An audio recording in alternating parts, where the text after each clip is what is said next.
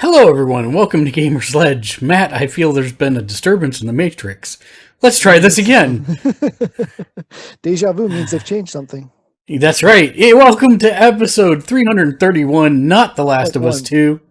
Yeah, it'll just be one. I'll just delete the other one, or the remnants of the other one. Welcome to Gamersledge Podcast. I'm one of your hosts, Mark, and joining me now below me is Matt.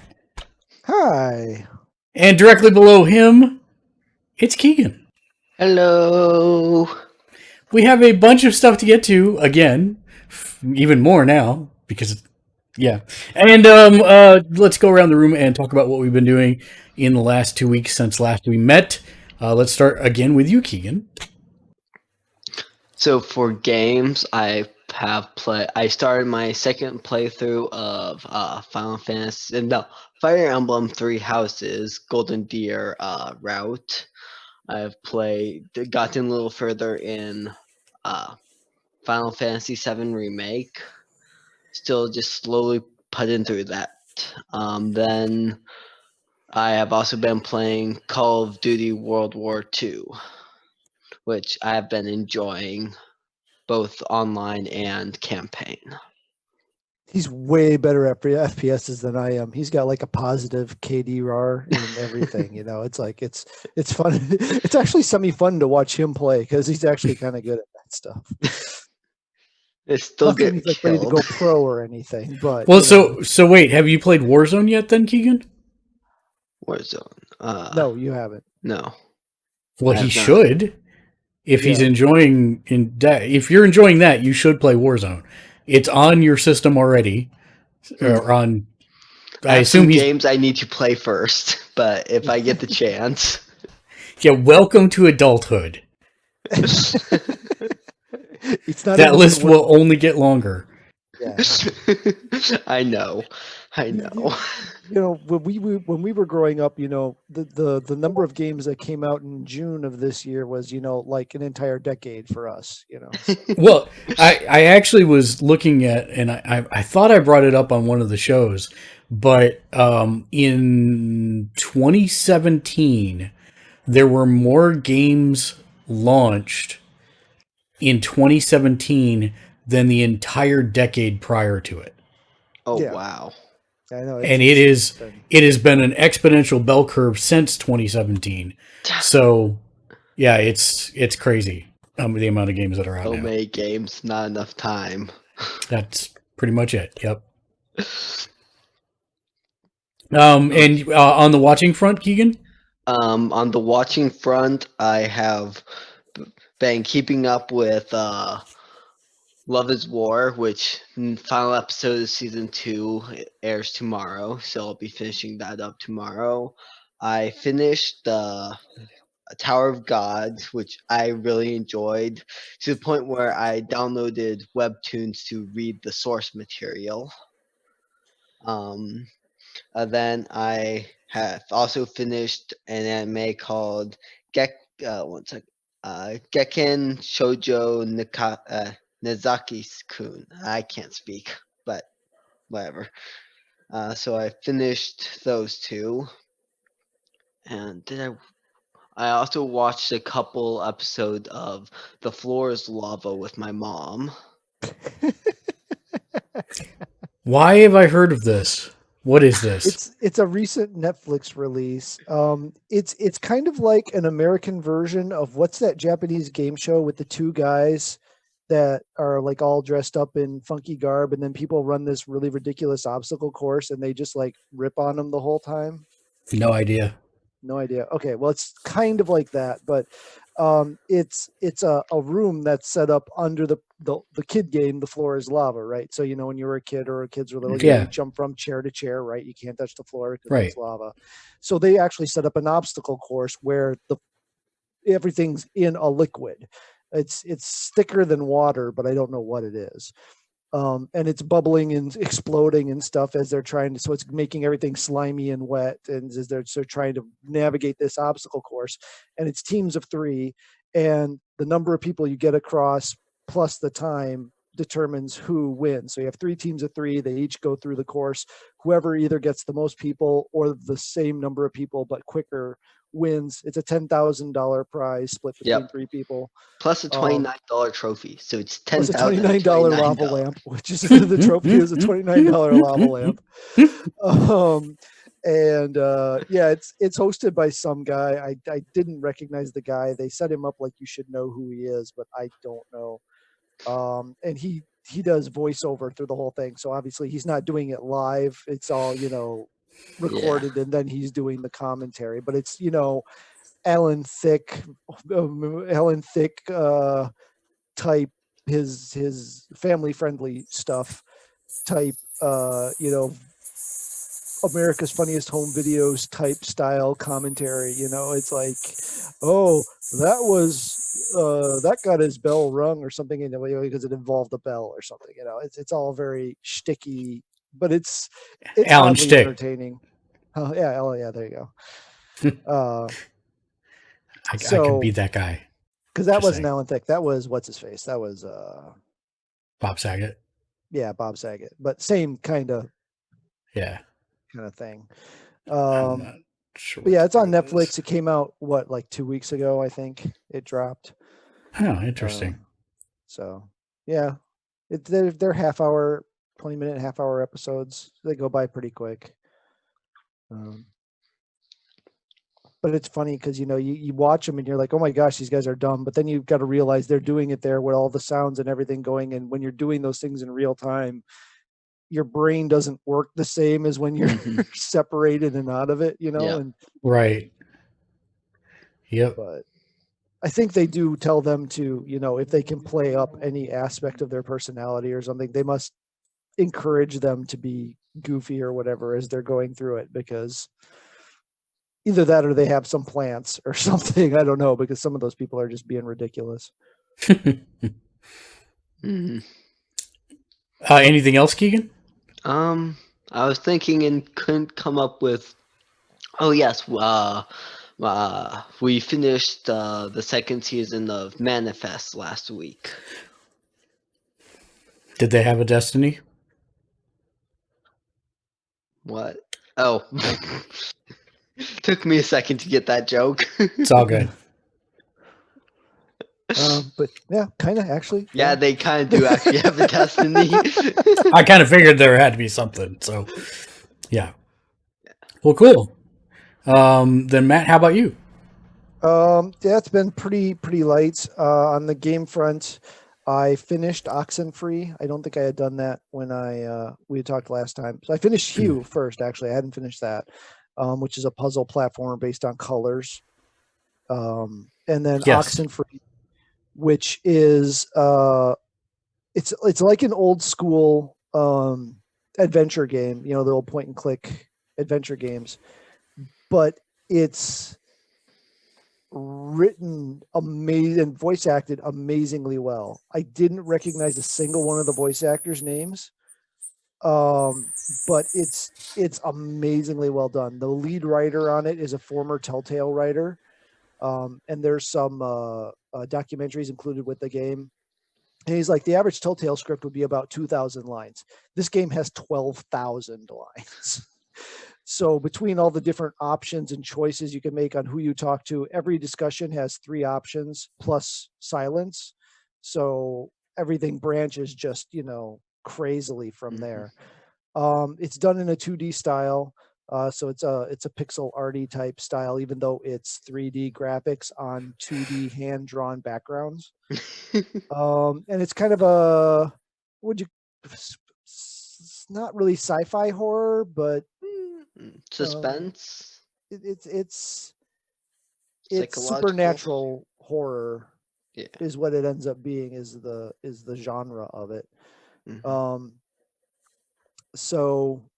I've only done one playthrough. The game very obviously expects you to play through multiple times. Actually, if you start a second playthrough, it basically the game definitely knows it's your second time through, and the character kind of knows. She's like, didn't we just have this conversation? So there's definitely some meta there going on. I restarted Shovel Knight. I'm about halfway through that, a little over halfway through.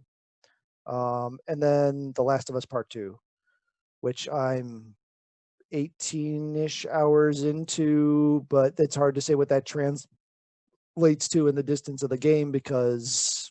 No, I think you're keeping pace with me when I did my playthrough, so I would expect 24 hours. half-ish.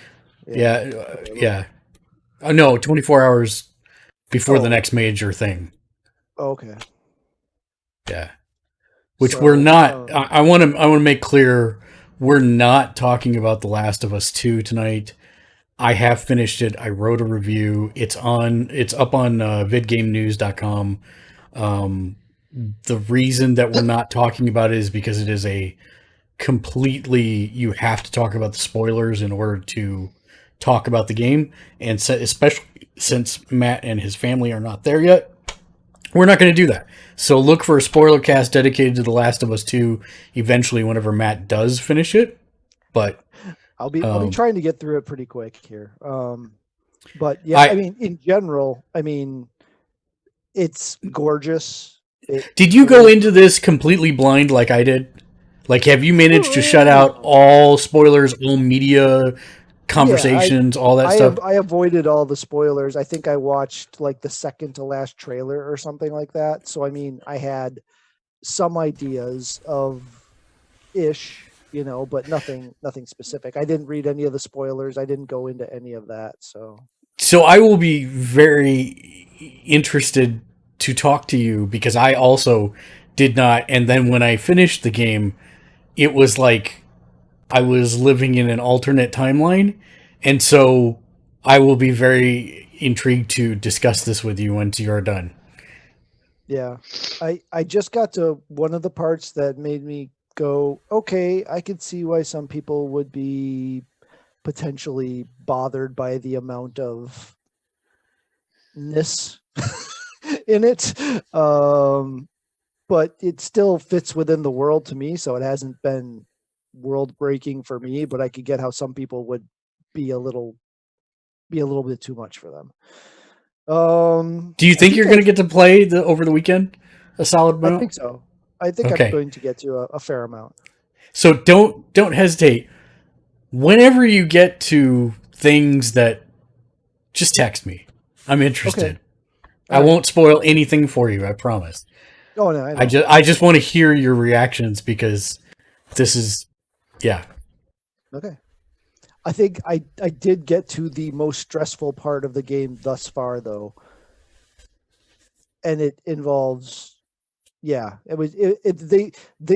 do some brilliant stuff with sound and music in this game that just, even if the enemies weren't being royal sons of pains in the butts, the music and the ambiance of it would just be enough to just make you off edge. Well, and I don't mind, like this I can actually talk about without doing spoilers. The presentation, the voice acting, the graphics, the level design, all 10. All 10s. It's absolutely fantastic. And what struck me, and I noticed them doing it more and more throughout the game, is actually the inverse. The lack of sound at times is just as telling as the sound that's in the game, which is it's super off-putting. Yeah, it's that negative presence, because it's like when you're in a house and you're by yourself and it's late at night and everything gets like super quiet and you're like, where did all the birds go? For you. Yeah, exactly. Yeah. Like it's like Keegan said, we finished Manifest season 2. I think it did get picked up for a season 3, so be waiting to see where that goes. And then we haven't watched any movies since the last time we talked. So been trying to catch up some more on comic books. I'd gotten pretty good caught up except for the Star Wars books, so I'm still trying to churn through those. And we're back to full flow now. I got a pretty big haul this last week, and it's pretty much nonstop from this point forward. Are you reading Thor? Yes. I have not read the issue that dropped this week yet, though. What's happening in Thor for you right now? Gosh, episode 4, issue 4 was a long time ago. He's the herald. Okay. To yeah. Okay, great. Nope. Yep. That's good. Then I can't say a word. Okay, great. Okay. Again, also something I would love to discuss with you once you finish that episode. All right, I will get to issue 5. I'm hoping to get through them all this weekend too, so get some of that in. But yeah, that's pretty much it. I haven't picked up a new book yet. I've been meaning to get the second book of the Expanse series, but I just haven't gotten there yet. So let's see. My plate has been very full. I put in 35.5 hours on The Last of Us until the credits rolled. I did 24 hours in 2 days, and then I picked up the last 11.5 hours over 2 more days. So I finished. I probably won't be getting that type of time. No, I get it, but you'll progress far enough that we can talk about things. So that was the big beginning of the week, and then I played Remnant from the Ashes. This is really a solid Souls clone with guns. Like if they put Bloodborne on steroids, that's basically what this game is. It's still Souls light, but it's a lot of fun. Minecraft Dungeons, I'm still dangerously close to platinuming it. I actually got one of the things I need to do now. I just need to sit down for like an hour and drink potions and generate food. Yep, and then eat food for 200 food at one time. I have that perk on the armor that I just got too, so I probably need to just do that. So I was actually looking for a different one because there's another one that says that when you use your potions, it spawns random presents. And I thought it was going to be food, but it's actually potions. So I had been waiting for something that had both. Now I just got the one with the food, and I'll get that one done. Yeah, it's potions and arrows sometimes. Yeah. Yep. And then we're talking about Last of Us 2. Fortnite Season 3 finally started. They flooded the entire map. So, like, whereas the whole thing used to be land with like a lake and a couple rivers, now it's all ocean, and the tops of the mountains are the only land masses. There's like 1 or 2 pre-existing cities. The rest of it is all like flotillas and stuff, and it's really crazy. Like it's very interesting. I'm enjoying it. Aquaman, for some reason, and to be specific, DC's movie Aquaman, Jason Momoa, is the Aquaman that is in this season, and he's like Deadpool from last season, so you have to do a bunch of challenges to unlock him. 5 weeks worth of challenges, and I think week 2 either just dropped or is about to drop. And then GTA 5 Online, I was playing that hot and heavy for a minute with Ken, but we're both kind of like mad because even though they're giving you $1 million a month, you have to spend like $7 to $8 million just to get it set up to do some of the missions. So it's frustrating. I actually have gone back to DDO, which is Dungeons & Dragons Online. That they've added some new expansions and stuff that I want to check out, so I'm going to play that some more. I actually, before I went back to DDO, I started playing Neverwinter Nights again because I was having a severe craving for some D&D, actual D&D, old school D&D action. I did look on PSN trophies, and there are now like 300 people that actually play the game versus the 70 at launch. So yeah, it's kind of, what's up, 8-legged Ocho? Welcome to the stream. And also played some Rifts and some Exalted. Did not get to play any Divinity this week because I was doing Last of Us. Watching Front, AEW Dynamite. This was their go-home show for a 2-week pay-per-view that they're doing live for free on TV. So that's kind of interesting. They were supposed to be in England, but with COVID, nobody can travel, so they're doing it for free on the television show. And Titan Games, we discovered Hulu only has season 2, so we started with that. The wife's loving it. I'm enjoying it a lot. It has a real... Is that the American Gladiators? So you know what? That's what I thought when I first started it. It's really not. And what's impressive to me is that it's hosted by The Rock, and The Rock is the one that designed all the challenges. And these are like some seriously punishing challenges that they have. Not like punishing as in like humiliating, but punishing as in they are grueling if done correctly. They are actual tests of strength, tests of endurance, that, you know, whose body is gonna give out first versus their will.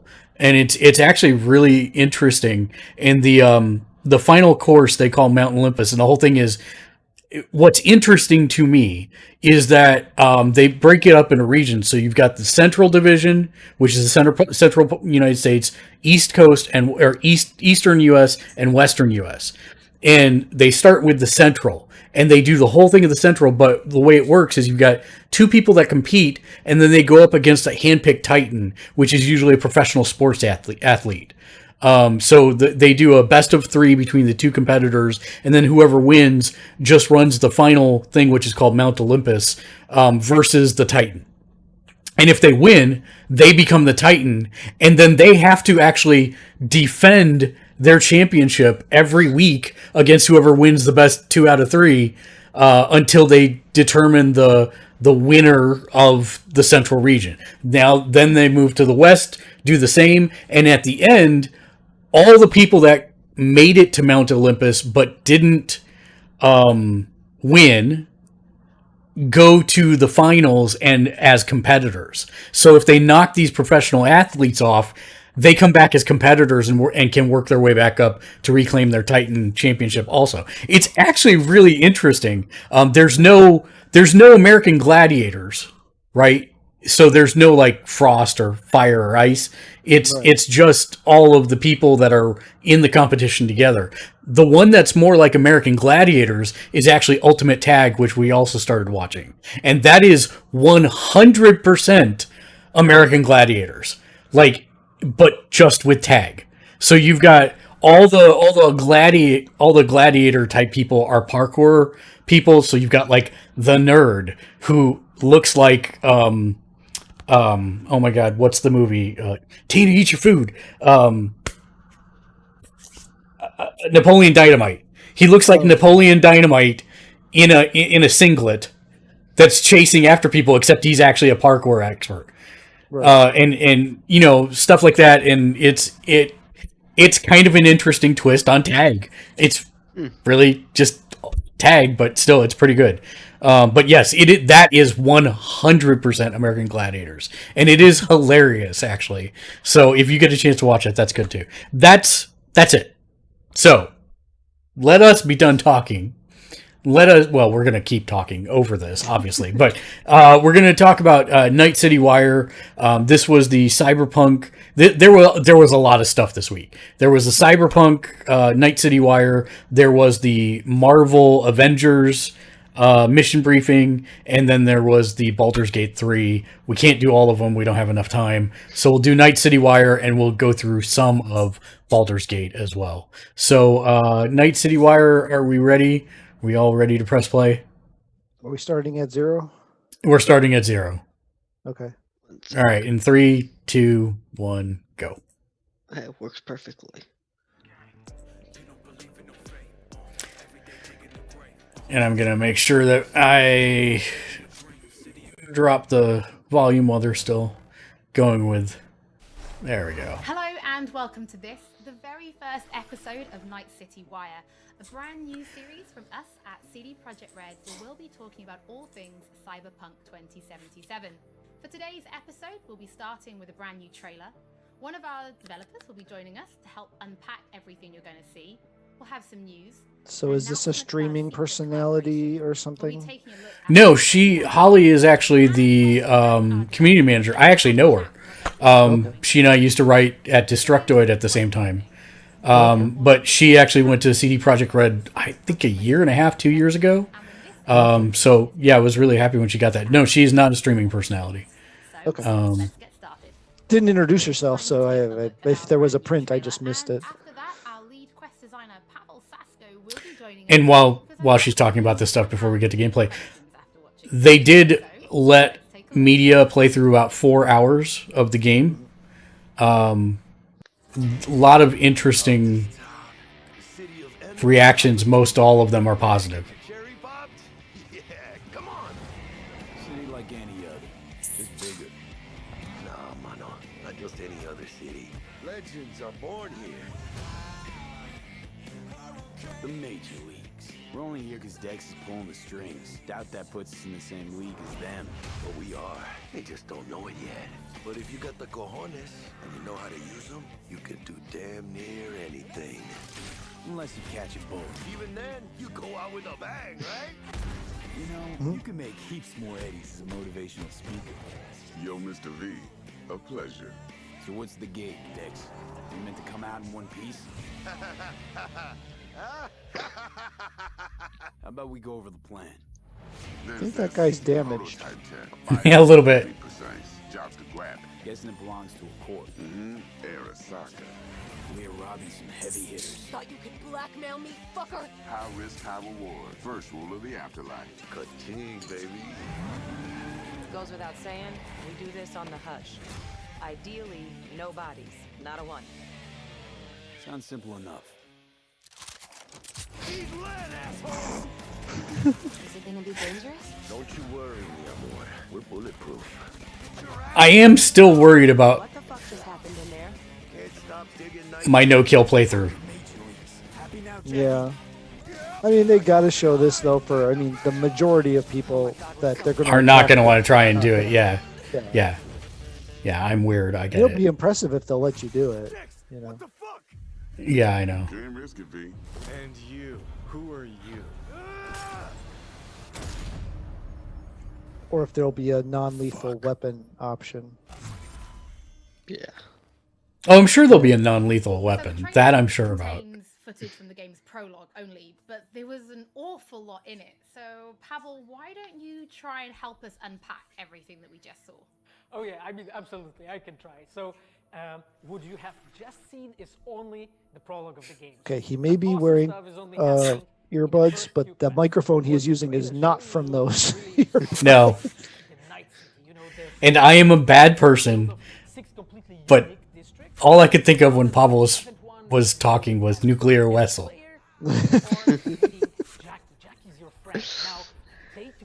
In Alameda. Reach out for something that is very precious. They were trying to reach out for this chip of immortality, this gateway to eternal life.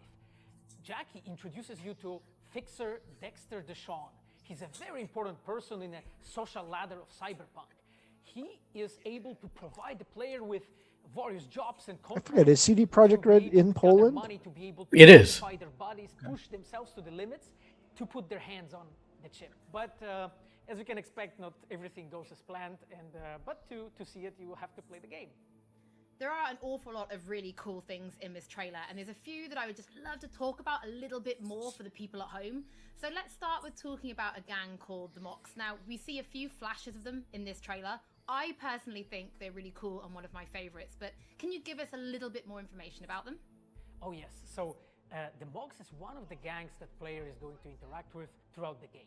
The Mox is the gang that has been formed in 2076 after death of Elizabeth Borden.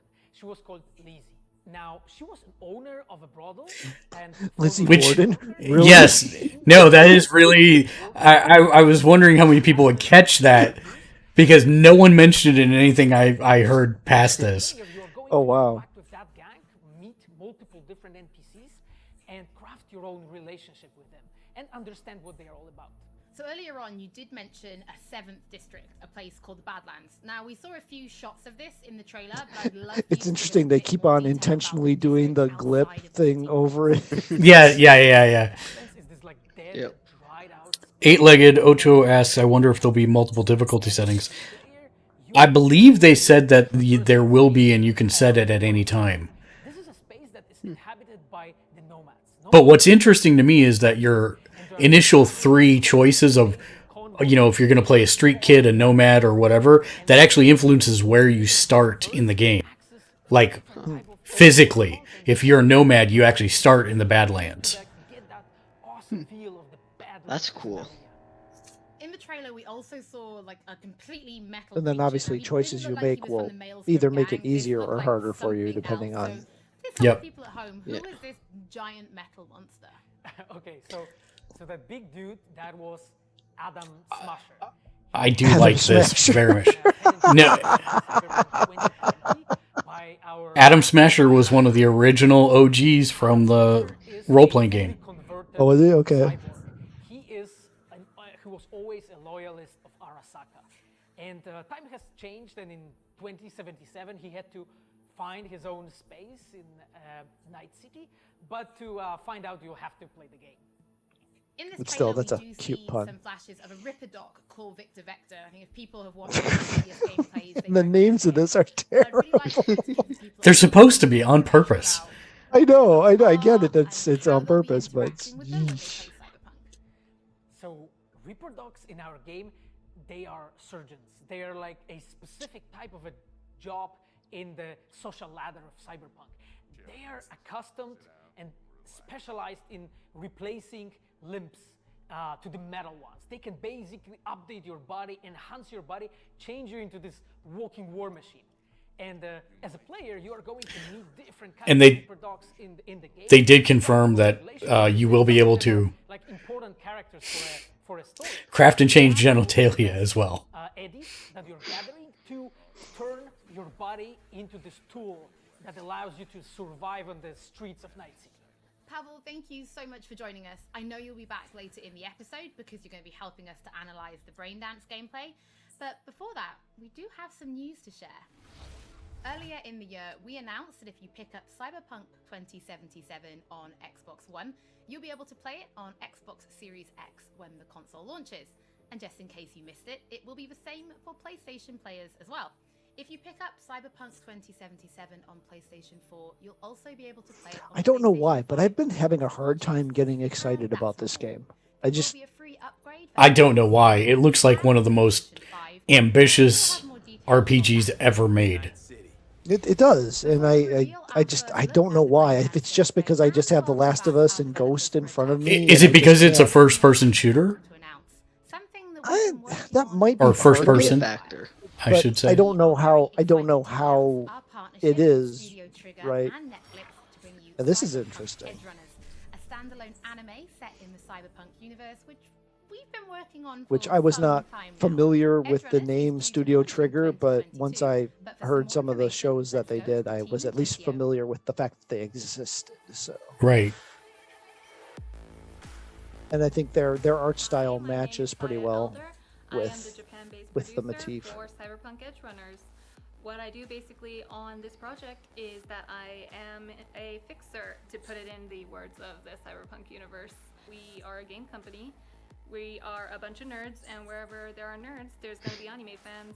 So it was always a dream for us to make anime. When we began this project, we were certain that we didn't want to. She is definitely make trying to mask an every accent, and I game. can't quite figure out what Cyberpunk accent it is Edgerunners she's is trying to a mask, standalone but story she's set It's in Japanese. the universe.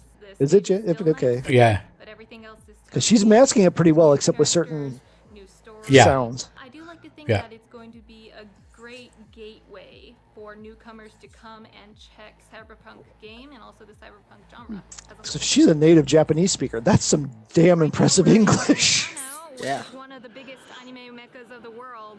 I'm going to take you to Studio Trigger right now because we have the wonderful opportunity to talk to the dream team that will be bringing you this anime.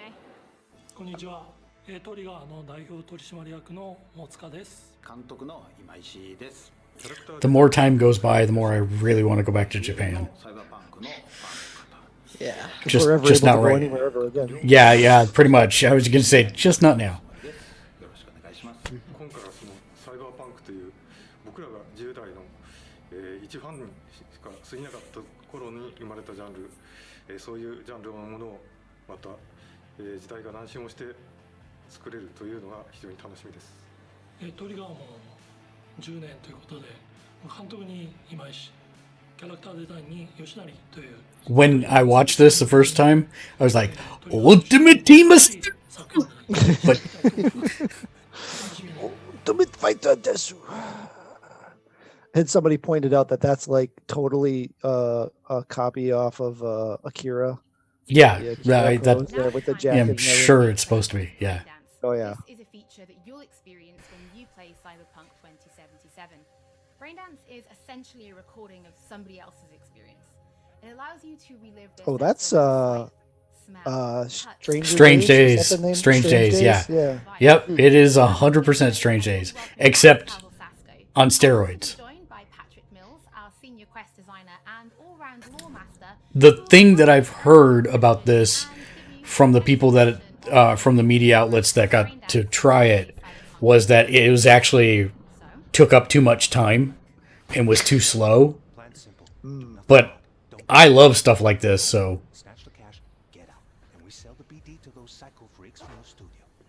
they're recording now. And remember, everything on full blast. They'll spot us extra for a wicked adrenaline high. Okay, on you go.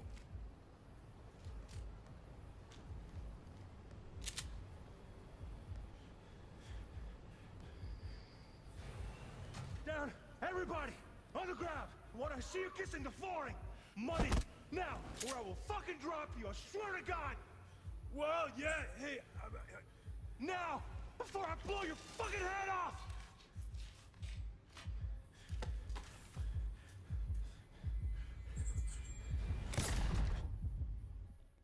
Ah! Slow, deep breaths. Your cortisol and adrenaline spiked, but the soft activated your hormone blockers. Nothing happened. You're alive and well. That was too much. Could feel the guy's pain, his stress, his hope. Hope wrapped up in something else. Mm-hmm. Probably took a booster just before. You'll be fine. Got everything set up? Let's switch over to editing mode. Lizzie's bar. Yeah, she's part of that gang.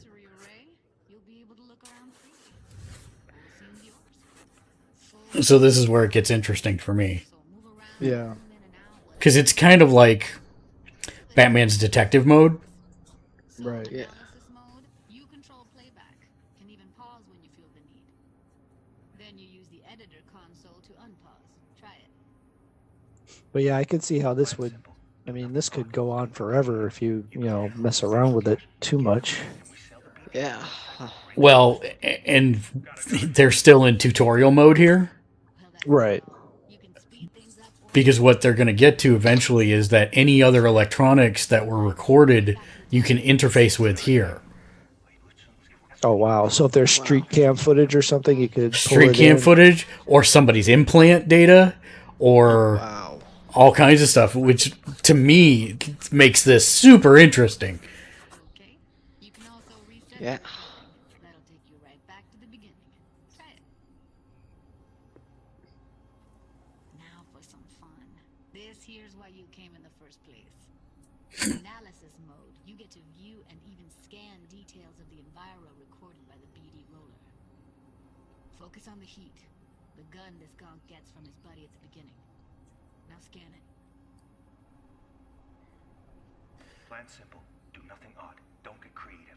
You go in, snatch the cash, get out. And we sell the those cycle freaks. And remember, keep cool left. As long as you leave at night. Okay, right here.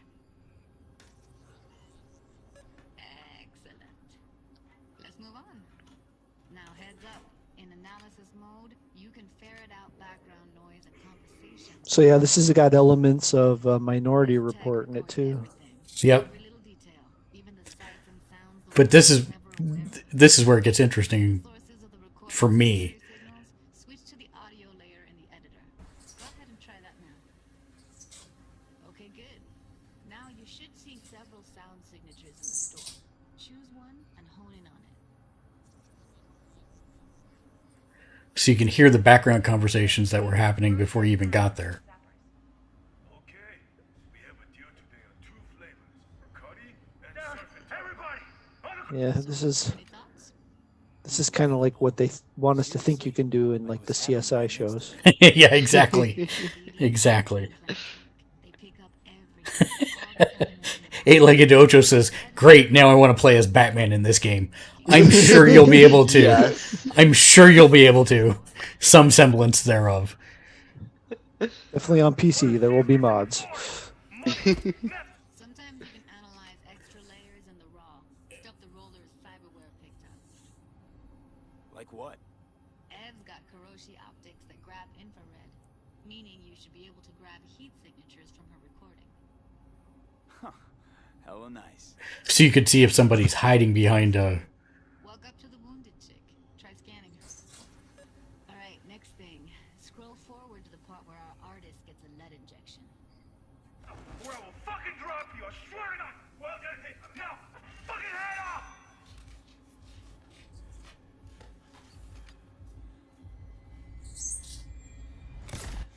See that? They shot him and he never saw it coming.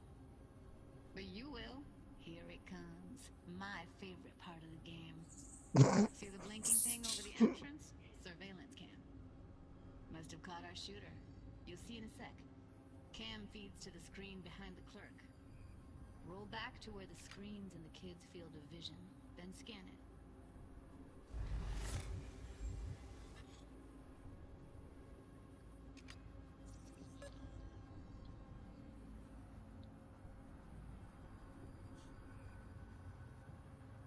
His own Chumba shot him. Probably planned to all along. Must have got a nice slice of cred on the black market for a BD like this. BD freaks are ready to pay a preem for a real flatline. Anyway, if you've seen enough, you can exit. That's very in depth. It's going to be super in-depth.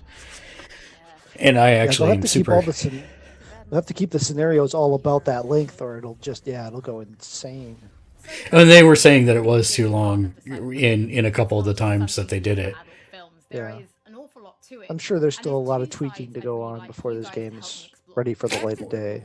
It's still got 4 months left, so they said, and almost every press outlet said that they did encounter bugs, but they played through with a dev at the same time who logged everything that they ran into. Way back in the Right. early 2000s at UC Santa Cruz. It was developed as a way of recording a person's experiences and then playing them back for someone else so that they could relive them as though it was happening to them. It was originally used for things like therapy and prisoner rehabilitation, but by 2077 it's become this global media industry, including things like movies, mass entertainment, things like that, video games, some interactive things, and of course adult fare as well. Now, in our game, we deal a lot with black brain dances, or XBDs as we call them, and there are different types of those, but the one that you saw in the trailer just there was a flatliner. Now that's where the person recording it actually dies during the recording. And it's popular with sort of an illicit kind of a thrill, but a mercenary can also use them for various things. And you'll see I that. forget with the official Cyberpunk universe, is there backing up of people? No. I don't believe... No, that's why the main quest is for this immortality chip. Yes. That would make sense. There wouldn't be a need for a chip like that if you could just back up your... Right. It is not like Altered Carbon at all. And even Atom Smasher, even though he's a fully replaced cyborg, his head and brain are still in there. So he's still uncover them actually using that brain dance as a mechanics in the game. So, as Pavel was saying, we use Braindance as a storytelling tool. It's not a collectible. It's not something where you're going to go in and you're going to play it and you're going to be like, I've seen this before. What we use Braindance for is to give you a keyhole into the life of the residents of Night City. And we can explore things like childhood trauma, religion. But every single media outlet that got a chance to play said that they never apparently made it out of the prologue or anywhere close. They didn't know that. But when almost everyone saw the trailer that was at the beginning of this, they all said, I didn't even see half of what was in that trailer. Wow. The characters and the way they interact with the world. We've got this really interesting world that stretches all the way back to the Cyberpunk 2020 source material and all of these events and all of those things. But those don't mean anything unless they and the skill tree system, so when we come up with a character, the closest that I've heard an analogy for would be Fallout and its perks system. Okay. So you have your stats, your key stats, and if you do something under that stat, then it will start to open up perks, and the more you open, the more you use that, it will actually create sub perks for that specific tree. And they said it's pretty deep and diverse as to what you can actually do. Nice. And you're going to see stories about his past in his environment and in his dialogue. You know, we come up with that stuff even if we don't use it in the game because it helps inform us as to who these characters are. And for me, I would not be myself if I would not say that I'm the most excited about our quests. Like with our Witcher 3 team, with Patrick and like everybody that has stayed with us since the Witcher 3 time, we really have grown so much. We have learned so much, and we have used all that experience to put them into the quests that we have made. And you will not find really a filler in this game. Like everything has a meaning. Like we put so much effort into making sure that everything is rewarding, is interesting, is talking about characters, as Patrick said, is talking about worlds, is talking about emotions, like touching the player in a really, like a real way. And I just can't wait to find out what you think. Pavel, I know you mentioned story and quests and writing quests, and when I was last in the studio, I had a look and I saw a notebook on your desk, and I would love for you to show everybody this notebook. Okay, sorry, I mean, you asked for it. So this is my notebook. It says Salsa Quest Designer. The reason is because I dance salsa, and I'm a quest designer, so you know. So I started this notebook actually when we were really starting Cyberpunk. At the very beginning, I wrote like a first note, and it says pretty much something along the lines of that we were starting with a prototype. And then, you know, I kept on basically noting things that we've been working on. I remember once when our concept artists actually approached me, and they said that they want to take a look on my notebook. I was like, what for, actually? And they took some pictures, and they told me, yeah, well, you know, because we are looking for a reference material for notes of a psychopathic killer. so yeah, you may find maybe some of my notes in the game. That's a lot of notes. That's incredibly neat. And Yes. Wow. Read some of the stories that you and the team have written for Braindance, and I'm pretty excited for people to discover them. But before we do finish today's episode, there is just one more thing we'd like to talk about. Earlier in this episode, I mentioned that media have been getting hands-on with the opening of Cyberpunk 2077, and they should be posting their impressions right about now. And if you missed anything from today's episode, don't worry, we'll be uploading everything to our channels very soon.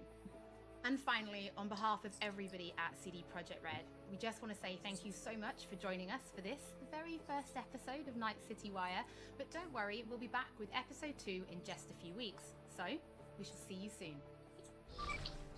So, I mean, as I said, almost every single media outlet's impression has been that the game is stunning. You can talk to every NPC. Now, that doesn't mean that there will be dialogue trees for them, but you can interact in some way.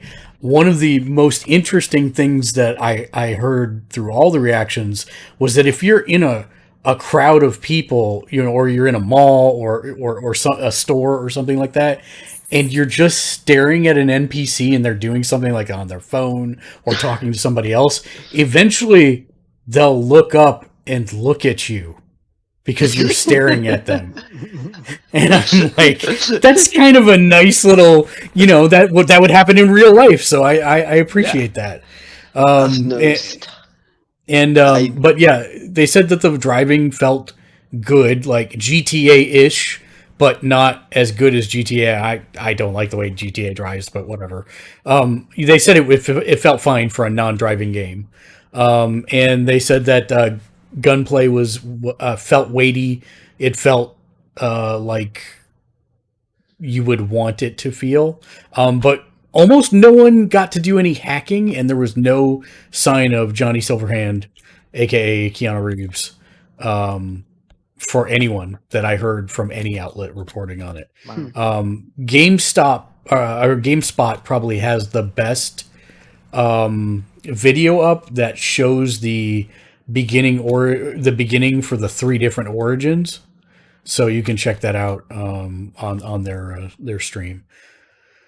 All right, let's jump over to the Baldur's Gate one. Let me give you the link in the chat here, so you've got it. Paste. Go. There we go. And we will start at 0 with this one, and we'll go for a little bit. We'll scrub through it a little bit as well. But let me know when you guys have it. Ready? All right, I'm ready. Stand by 1. Okay, ready. I gotta wonder, 8-Legged Ocho says, I gotta wonder how exaggerated all of this is because it seems too good to be true. So, I'm actually really glad you brought that up because, obviously, normally the way they would have done this demo is they would have gotten everyone together for a in-person hands-on. Because of COVID, they can't do that.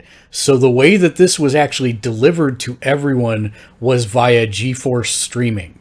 And some people did say that there were some frame issues and they still felt the latency on the streaming side. But the assumption is that they were probably streaming off of the highest of high-end PCs. So what is the visual fidelity going to be when we get the PS4? Or I personally am just thinking that at this rate, I may just wait until the PS5 drops and get that version instead.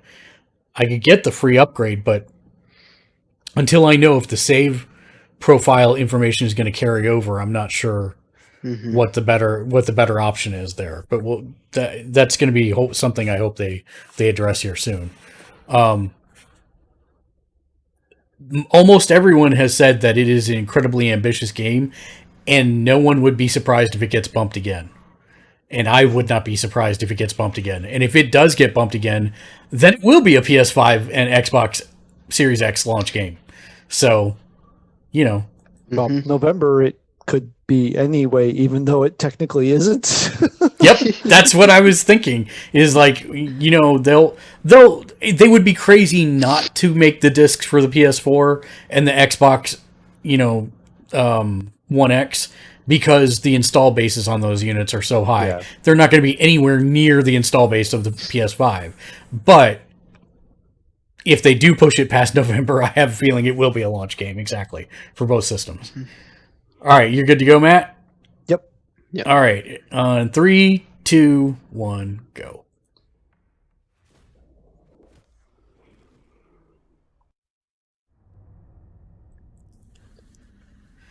I'm so excited for this game. Like, seriously?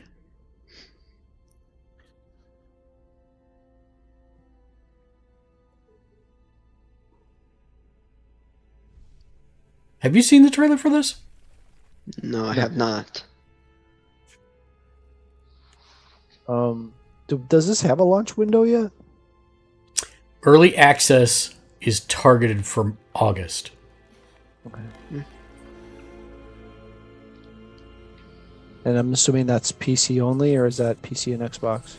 PC only to start, and then they're talking about eventually a potential next-gen console launch. Maybe. for those that are not familiar with Dungeons and Dragons lore, this is called a mind flayer. It is a very powerful entity that can control your mind. And that is called a tadpole. And you put it into people to become mind flayers, to turn them into mind flayers. And that's how this species procreates.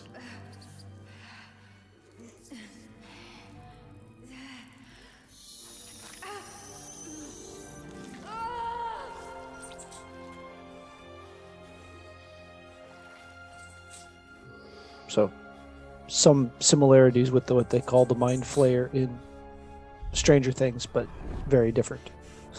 Yeah, see, like, he tried to look away, and the guy basically psychically forced him to, yeah.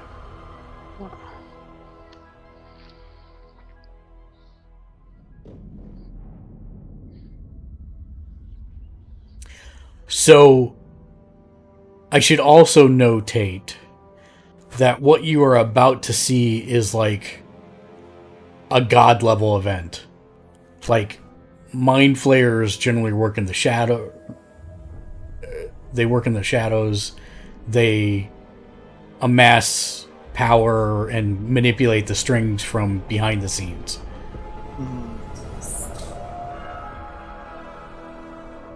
A mind flayer in a flying kraken, I don't think has ever been done.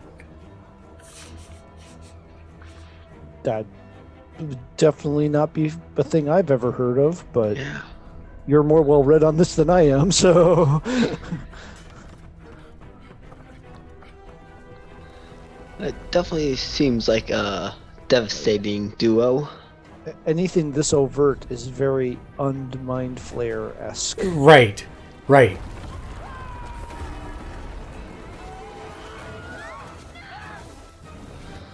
And it has magic See- shadow teleport powers? Exactly. So this guy has been like planning this for a while. Yeah. Also, he can breed a huge race. And then there's this.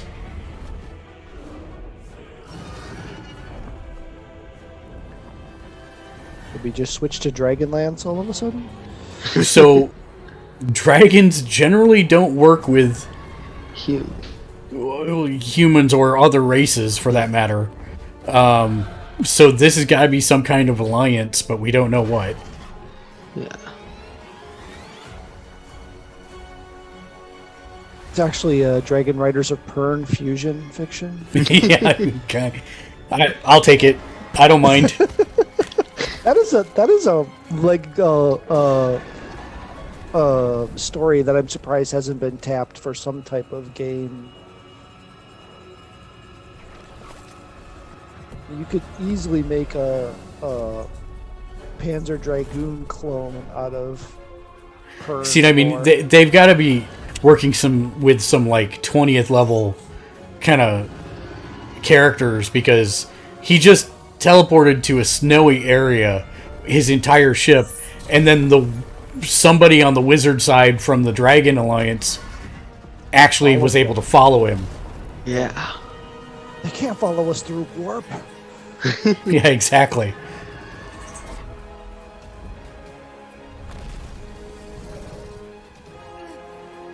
So your character is going to be an infected, huh? Yeah. Yep. Probably.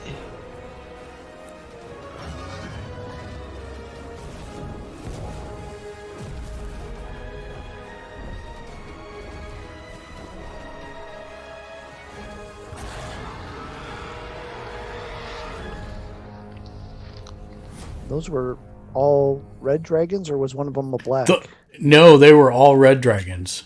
Working with Good humans. eye. Good. Well, not humans. And welcome to That was a humanoids. get Yankee, I think. Okay. My name is Sven Vinke, Still. founder of Lion's But It still, looks really cool. Yeah. and also the game director on this fantastic game. Today we're going to be showing you some live gameplay. You are going to be my guide. You're going to tell me what to do at certain key moments in this presentation. The game is still in development. It is a title that is heading towards early I access. totally missed that the thing in the logo was a mind flare. I just thought it was a stylized skull. Glitches, you will see things going wrong.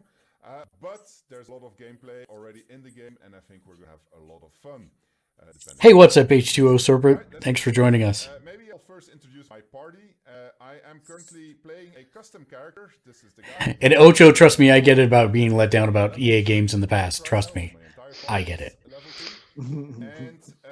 But CD Projekt Red is one of the few. Well, them and Larian are two. I think probably my two favorite studios right now because they haven't let their players down at all ever. Knock on wood. We are going to turn into Mind Flayers in 7 days, unless we find a cleric on a healer who can help us. And yeah, we need to do something. Now, we've been out and about already for a few days, and nothing has happened to us, which is a bit weird. But we're still very worried, and we would like to do something about the stat wall. And what happens next, we'll see in this presentation. I hope you all have a lot of fun. H2O Serpent, are you excited for the Dark Alliance reboot coming out at the end of this year? So this is a 100% CRPG. It uses the Divinity engine as its base, but then they've rewritten it for Dungeons and Dragons. I didn't foresee the severity. Be quick about your rest. We must locate a crash. All right. Well, we can't rush or rest. An exhausted warrior, ineffective.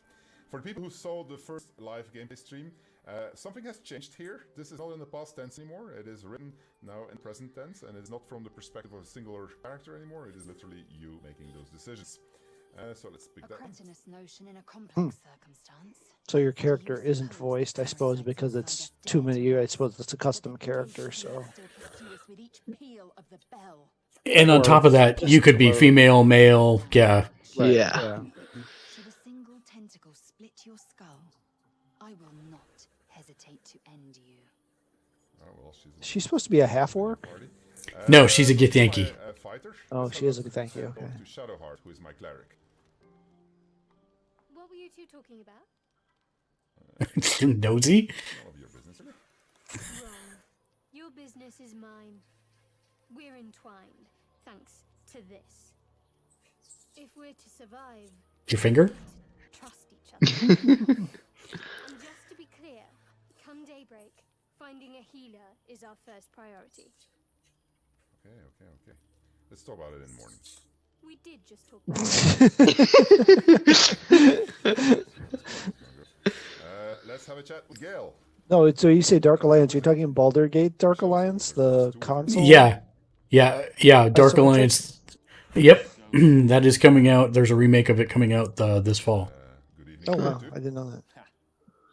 That game had ridiculously good water physics and water. Yes, it did. What it was.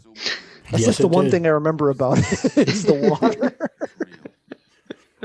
They put out this crazy trailer for it. I may try and dig it up before the end here.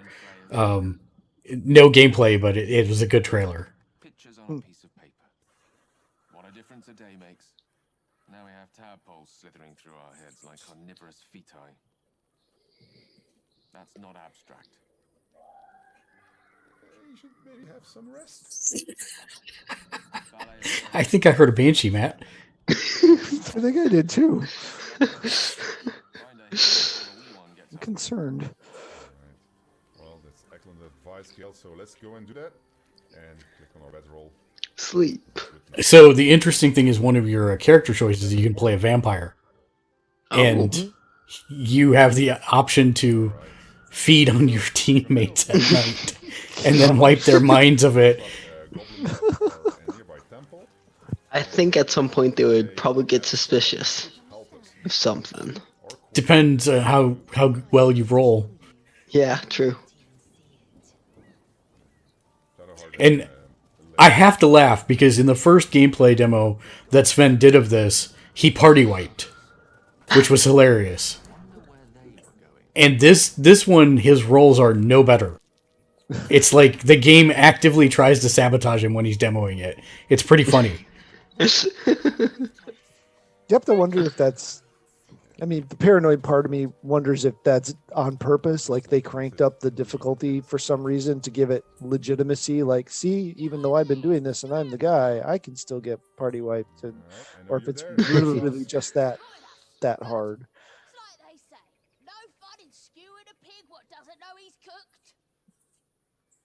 let me pass.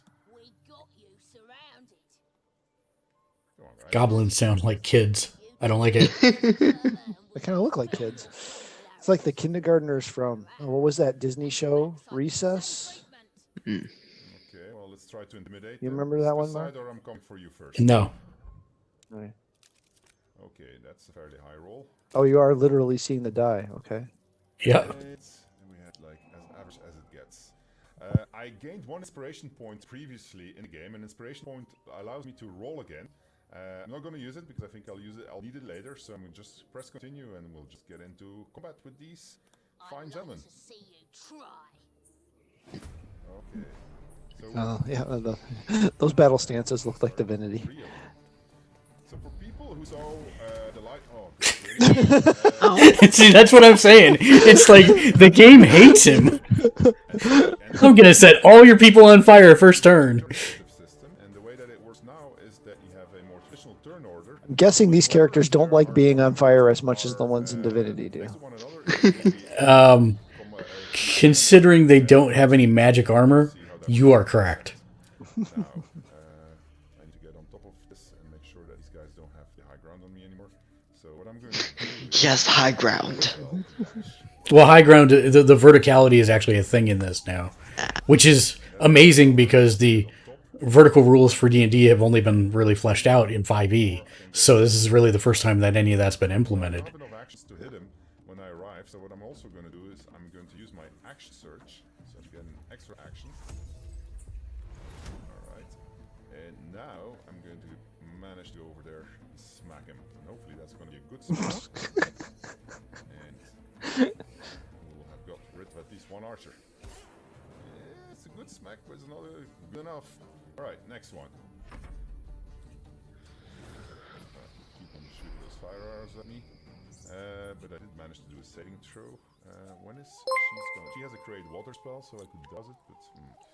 Right. Thanks for the follow, 8-Legged Ocho. You are a rock That's star. the red line on the floor. That is basically saying Woo. it's dangerous terrain. It's all dangerous over here. I'm gonna move over here. I'm gonna cast Misty Step, which is a bonus action. I'm gonna do it approximately over here. The Misty Step is actually the basis of my character, Valth, for the last 15 years, so I'm super pleased that it's in the game. He's gonna thunder wave him off the top of the roof. It's hilarious.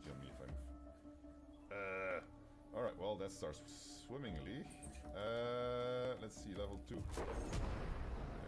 it's gonna be just 1. I'm just gonna use level 1 self on this guy. Hopefully I'm gonna be able to throw him off with my thunder wave. And fall damage. Yep. Okay. Yep. I'm gonna need some healing very soon. Okay, and I'm just still a goblin between us. Alright, well, let's see what happens. He tried to run away. She had a reaction set to attack of opportunity. So that killed this guy. Wow. The computer actually tried to pull off without throwing an attack of opportunity. Interesting. Oh, he's out of spells. Okay.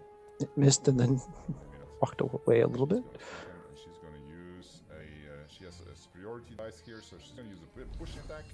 And hopefully it doesn't... Splat. I find that already incredibly satisfying. Sweet splat.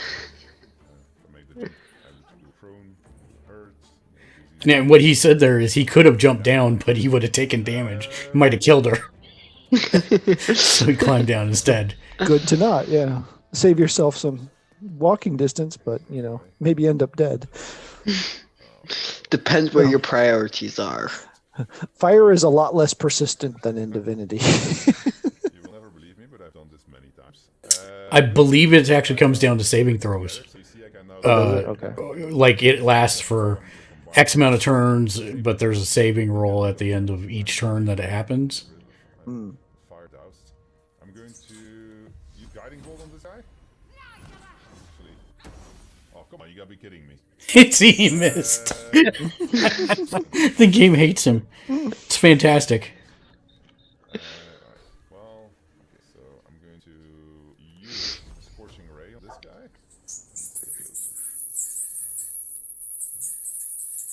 And she still has healing words, right? So she's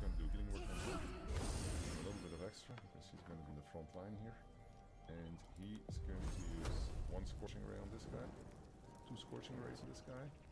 Can I hit another one over there? No, not really. And on this side. No, they're all dead. Okay, well, then we're just going to use all of my scorching rays on this guy just to make sure. Alright, so that kills him. That's better. She can still move in, so I'll move. That was the daggers. It's kind of funny. You can kind of see some of the stuff that is, still the base in Divinity. There's things you can see where they kept stuff from Divinity and implemented it in this model.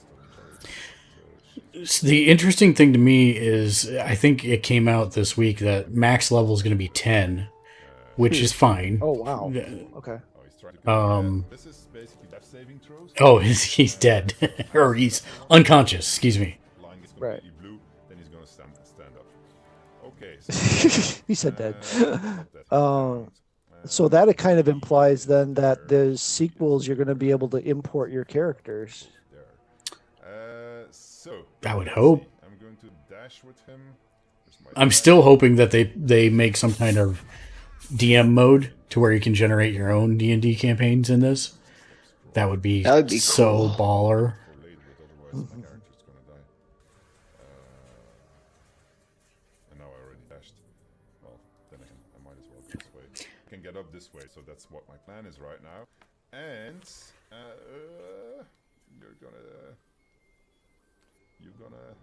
you're gonna dash. We're gonna dash to the help of my avatar, and hopefully we're gonna make it. Let's get over there. Alright, then end or turn. Let's see what the guy. Oh, it still lies up. So what we need is the goblin to just charge the edge of the roof and fall off. I don't think the AI is that bad. Probably not. Okay, so the yellow bar is your action. No, the yellow bar is your movement. Movement bar. Yeah. What I have not been able to ascertain is how he knows how many actions he has left in a turn as of yet. So that's something that I have been looking at.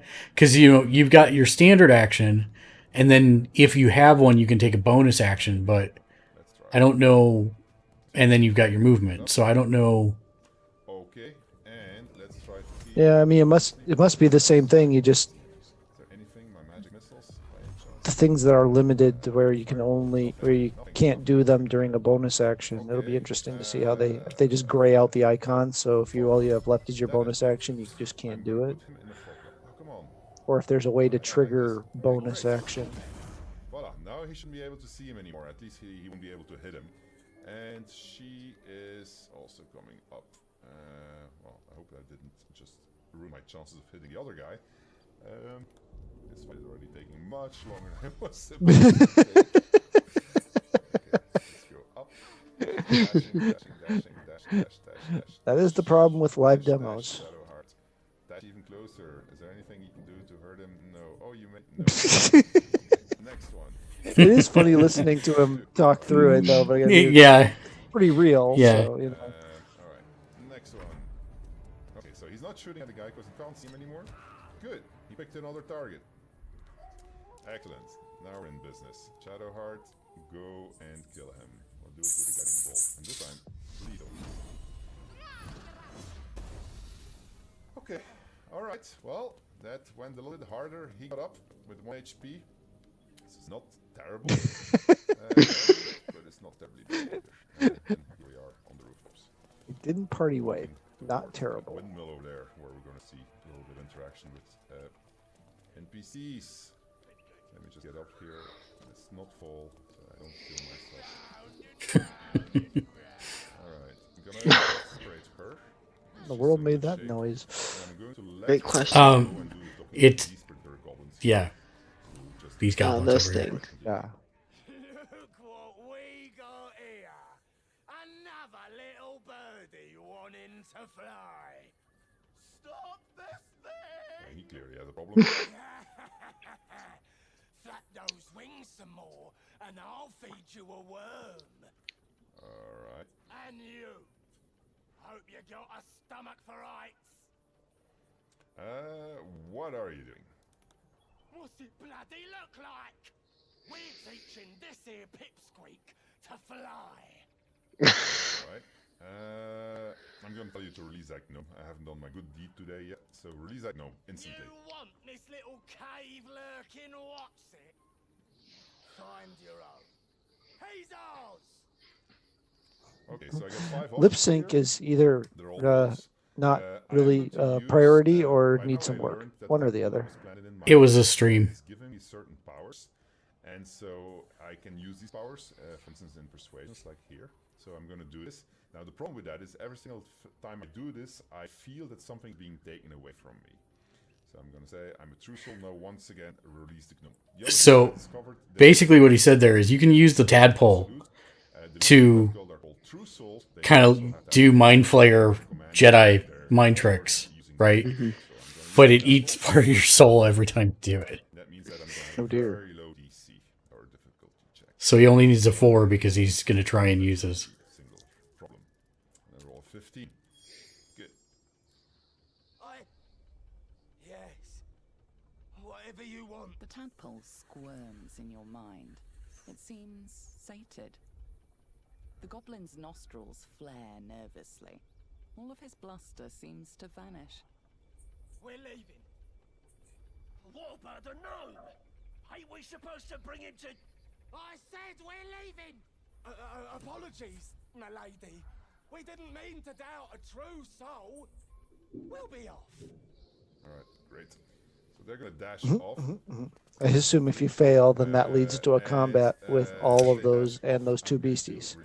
Yeah, or if you choose not to use the tadpole and you fail, it probably leads to the combat. Yeah, exactly. I'm going to send my party over here.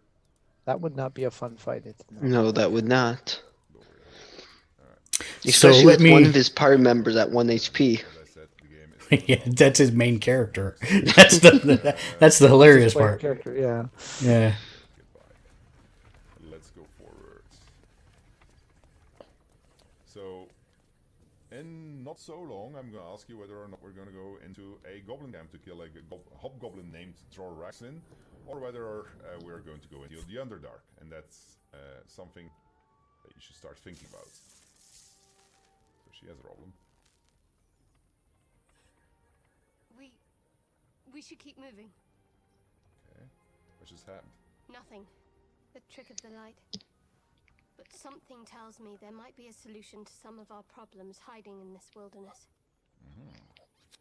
So, what makes you think that? Let's just call it intuition. We should keep going. If I spot anything, I'll let you know. Alright, let's try to convince her. If there's something else you want to say, I'm listening. 14 DC. Not so easy. So let's try to do that one. Nope. Yeah. Nope. Cigar. Okay. No. You'll understand. I assume there's still like bonuses and stuff, so I don't know if that's included in the roll check or if that's just something they're not showing. I believe that's all behind the scenes. So the dice you see is actually the roll plus the Right. Any bonuses? We have two levers here. One is the brake lever, the other one is the release brake lever. So if I release brake lever, you're gonna have to find out for yourselves what happens, because I'm actually gonna save the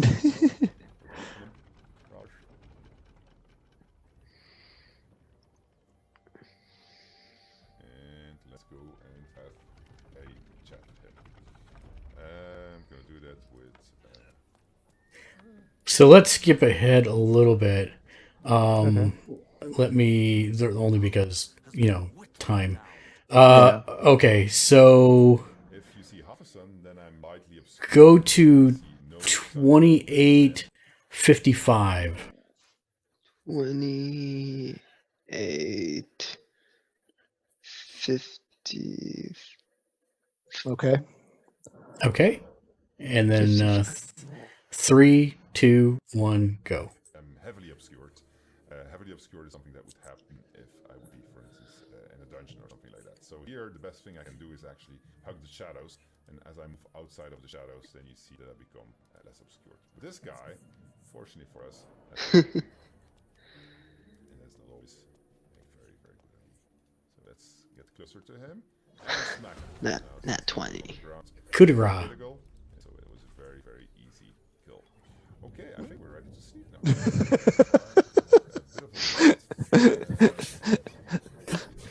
Still early.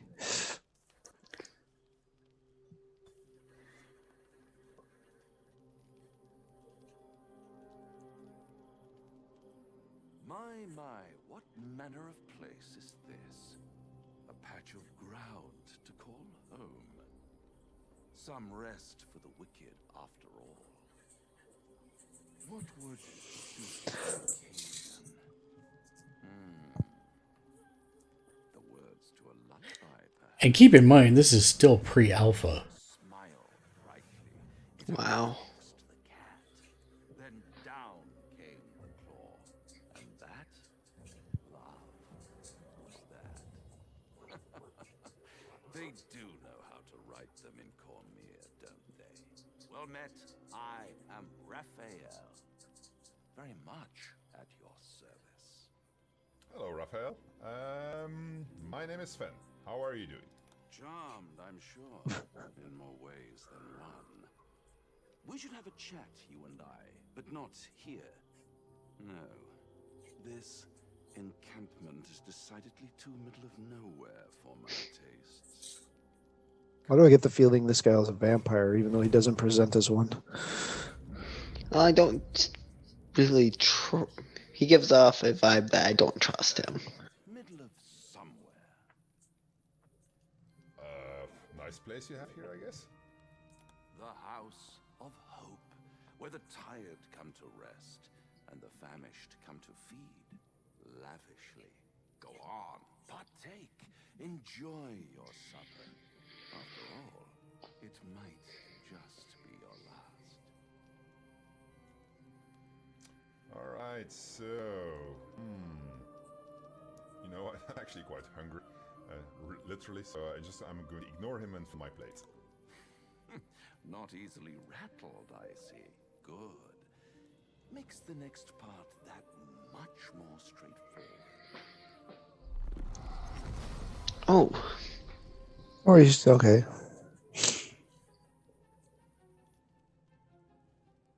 What's better than a devil you don't know? A devil you do. Am I a friend?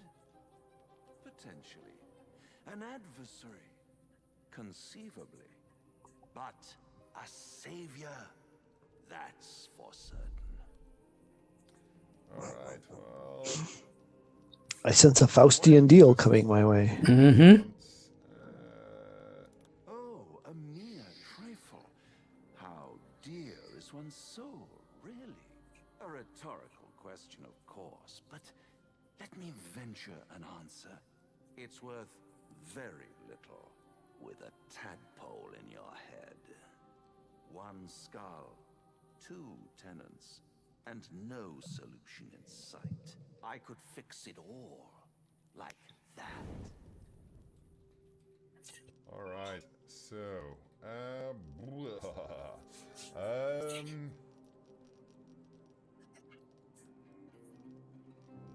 I need to think this over. Take all the time you need, but make up your mind before you're counting down with tentacles. Try to cure yourself. Shop around. Beg, borrow, and steal. Exhaust every possibility until none are left. And when hope has been whittled down to the very marrow of despair, that's when you'll come knocking on my door. He's an eloquent demon. I will give him that. That he is. So before continuing, just in case you're wondering, a lot of the mocap that you're seeing is not cleaned up, or everything is not 100% polished yet. So there's a couple of things here in these shots that are really not looking great. We know this, we see it also. These things will get fixed, so don't worry about that. Let's continue.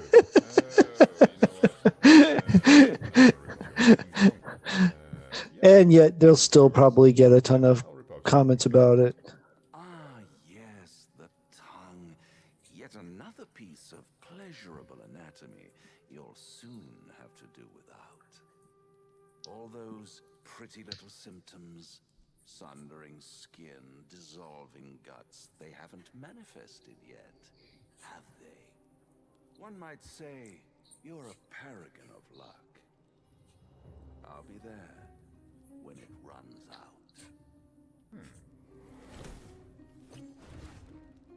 Well, at least I received some items.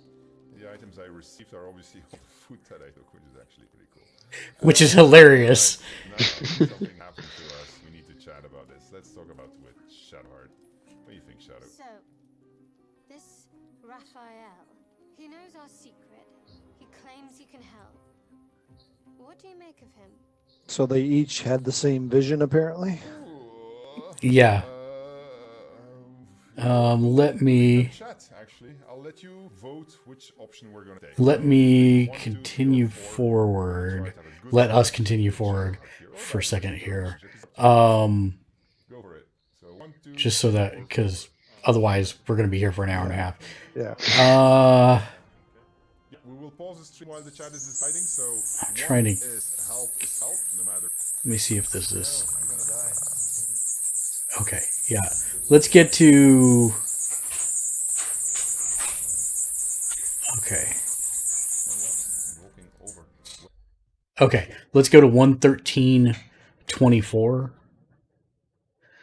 Oh, that's still 20 minutes. Actually, I guess the short form. Let me see if I can skip ahead a little bit more here.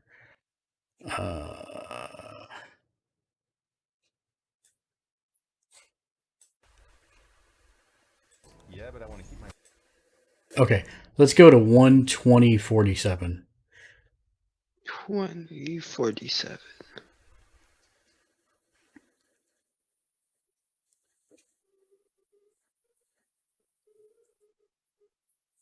Okay. Keegan, you there? Yep. Okay. 3, 2, 1, go. So, chat invariably voted for him to go to the Underdark. So he found a wall that he could bust down in a farmhouse that led to an entire dungeon. That he found another secret wall in that dungeon, and it has led him here, and he's trying to get to the Underdark. Okay. I think his main character actually is in the Underdark already, but he died as soon as he got down there. And so the rest of the party is now trying to go after him to pick him up. All right. Okay, so this needs to be. Oh, I don't have any guiding bolt anymore. I do have a guiding bolt. Guiding bolt is cool because it allows me to get advantage on this guy. Oh, I didn't even need it. Woo! I don't know about you, but I'm stressed. All right. So is this multiplayer in the same way that Divinity? So it's better because when it's your turn, your side's turn, everybody symmetrically takes their turn. We're not waiting for you to do it and then me to do it and then somebody else. We can all take our turn at the same time. We don't have to, but we can. Right, you'd be talking it through and saying, Yeah, okay, yeah. we want, yeah. Right. Which to me, I like much better. No, I want to have a long rest. I want everything. Go, guys. Go, party. Go, party. Who's not with me? Why are you still here? I understand the fact that we're gonna go sleep. No, of course they all joined her. Let's go sleep, guys. Let's just go sleep. It's because of the spider reps. Yeah, we need a select all, and we need some finer controls over these things. We know. See, I mean, he's like... It's safe here. I can sleep. Oof, breathe. 10 minutes to get to the Underdark. Go and sleep right away. Alright.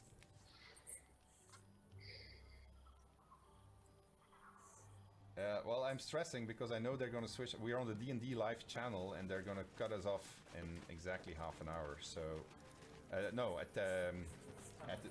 in 10 minutes, so I'm gonna make it to the Underdark.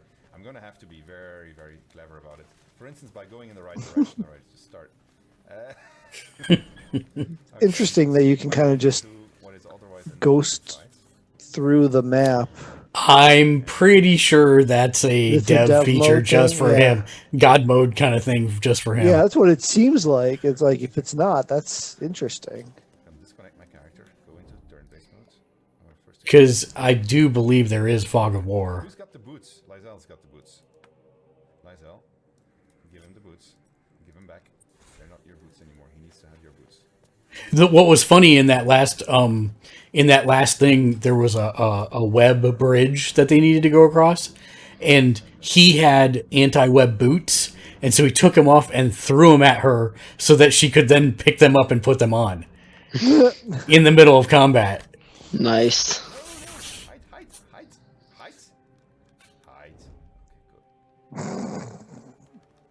That's where the thing is. I'm in the wrong direction. I need to go that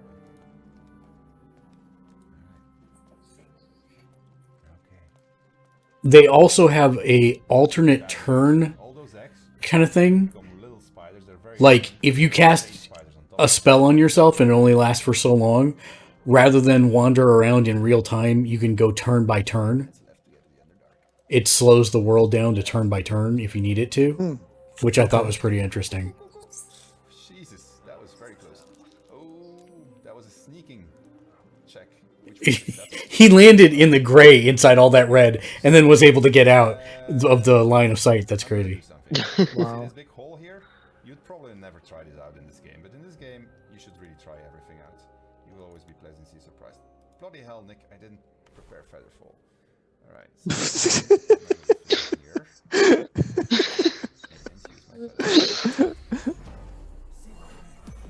Because yes, I am going to jump in that hole. Is he talking to somebody that we can't hear, or is he talking to the chat? He's talking to his team, actually. Okay. Oh, and Battle, she spotted me, but I'm heading down.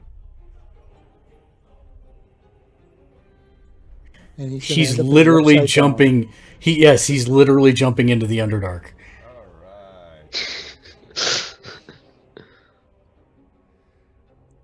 Great, we have arrived in the Underdark. And now I'm going to try to get to the Myconid village, which I have in here in exactly 7 minutes. Okay, so I'm going to hide. Go into sneaking mode again. And I'm going to try to get my party here, but there's a hook horror there, which is a problem. Alright, and so there's a waypoint shrine there, so if you can activate it, I will be able to get people to come down.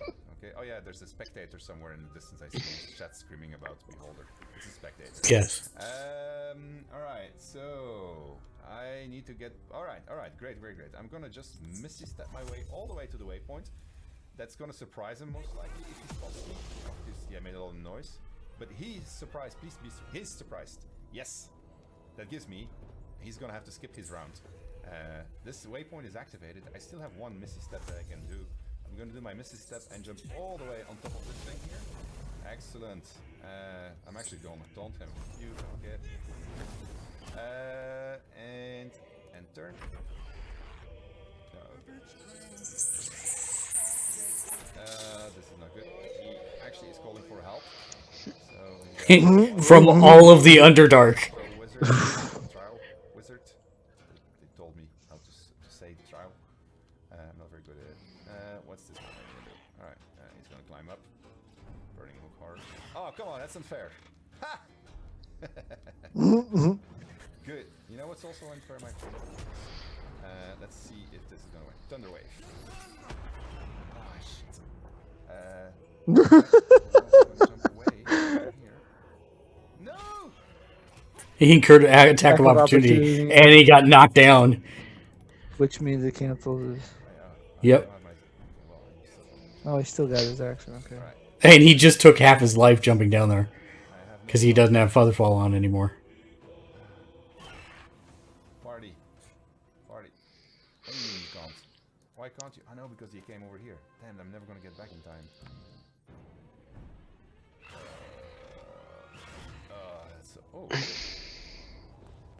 Oh, he did mirror image in the meantime.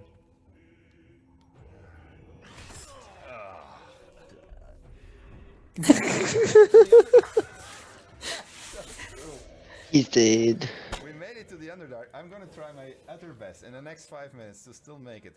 How am I gonna do this? I'm gonna take my fastest character. I'm gonna leave you here.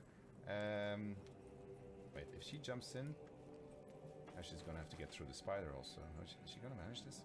Alright, you must have Featherfall also. I'm pretty sure you have Featherfall somewhere. Yeah, you do. Okay. Alright guys, this is gonna be very tricky, but I'm gonna do my best. Okay, Gale, do the Featherfall spell for everybody, please. Especially for myself, because she's our last hope to get to the Myconids. Alright. I can't use a waypoint because I'm not near the save zone. I'm not gonna make it in time anymore. Am I going the right direction? No, I'm not. It's this way, right? Okay. I think I can get it from there. If I jump here. Right.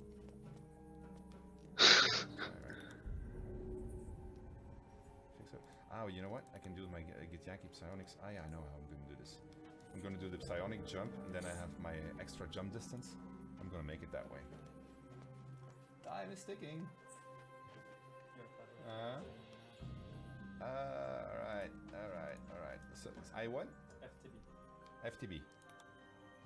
Force turn-based mode. Okay, so... And that's what I was talking about. FTB, force turn-based mode. So now he's not just burning that Featherfall, so it'll... Because if he jumped in without Featherfall, he'll die. Right.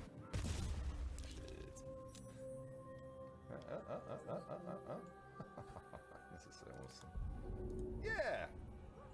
There we go. Lysel, for the world. Alright, she made it to the Underdark. So, and she still has her, I'm an FTB, and she still has her Featherfall, which means I can make it to the Myconid village, because now I could actually jump this way. I just need one more turn. I could, of course, go and help my own avatar. I got, what, 3 minutes left? Alright, I will make the jump over here. Now I have to be very careful about this particular jump. You guys are about to find out why.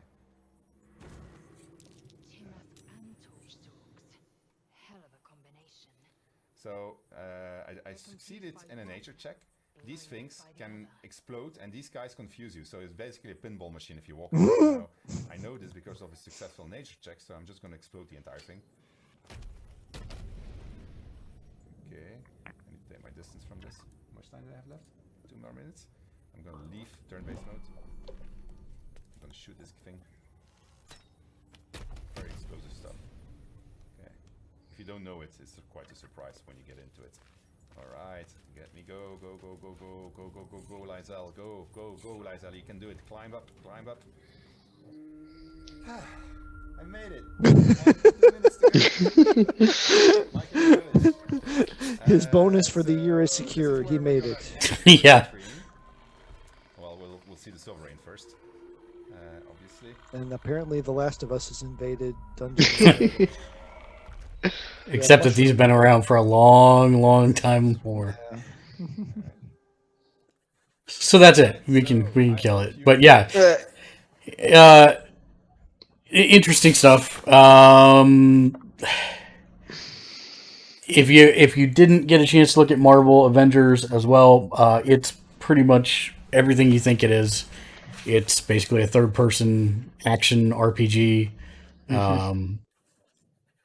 They are going to have at least cosmetic items to buy, microtransactions for the store. But beyond that, looks like the game will be self-contained. Thor does look cool to play. You will have single-player missions and multiplayer missions. I'm looking forward to it. It should be, nice. kind of a fun, popcorn kind of game. I'm not expecting anything super deep. And in the multiplayer missions, you can do solo with bots. That is correct. That is correct. Yep. So you won't be hampered by not having anybody in your party. It'll just be AI bots. So that's fine by me. Other big news things that we need to tackle super quick, Matt, other than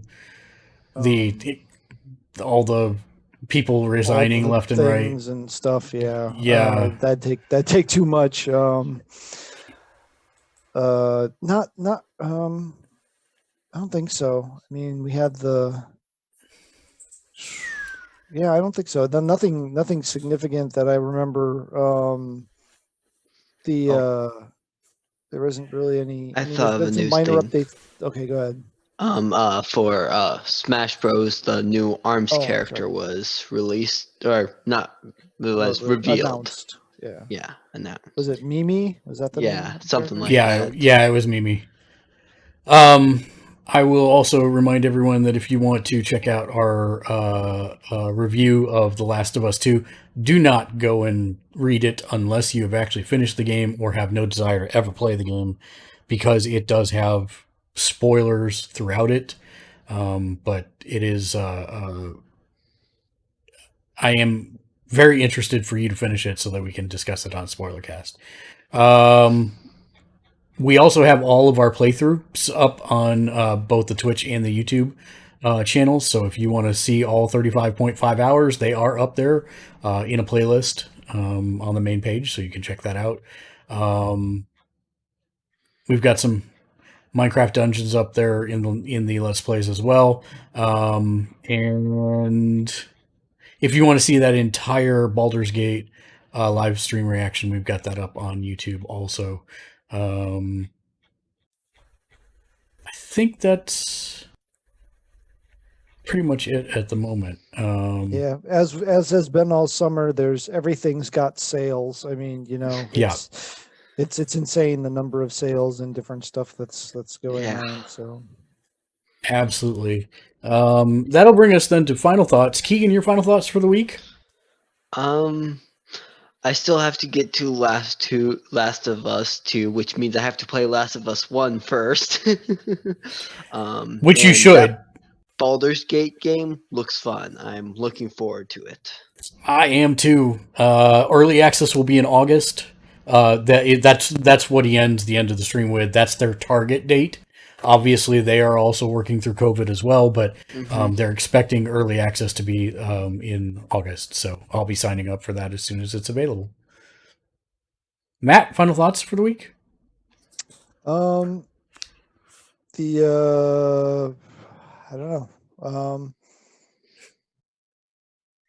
My shop has stopped carrying DC Comics because they don't want to deal with the headache of setting up new providers.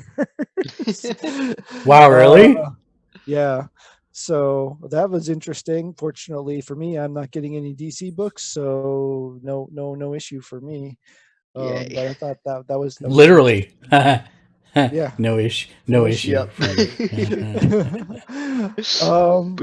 otherwise, it's just been a crazy time the last couple of weeks, and just make sure you're taking care of yourself, getting some entertainment. It could, things can get overwhelming. You just got to take what you can take at the time you can take it. And, yeah.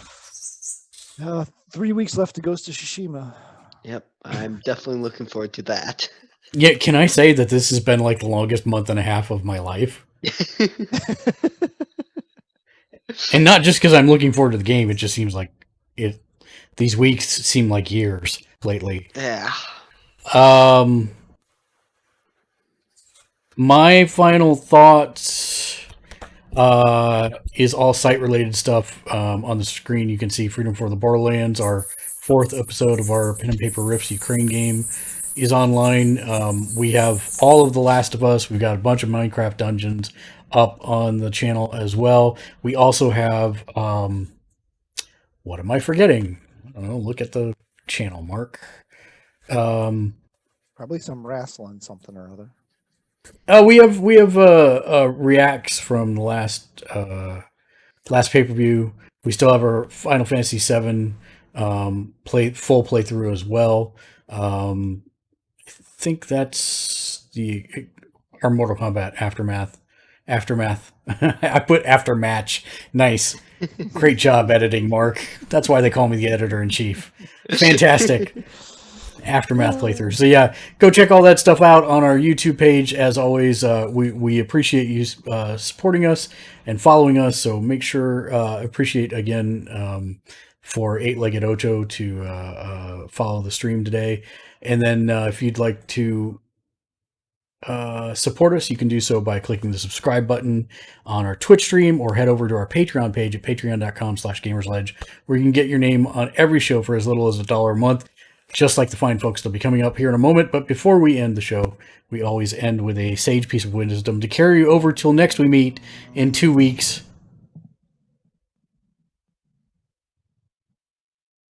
Matt,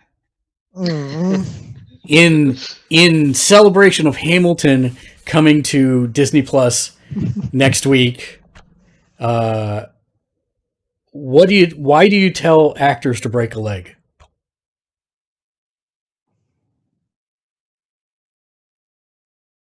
I know the actual answer, but why do you tell the actors to break a leg?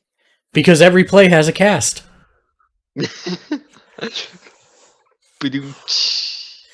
Until next week, game on. Game on. I can allow that one.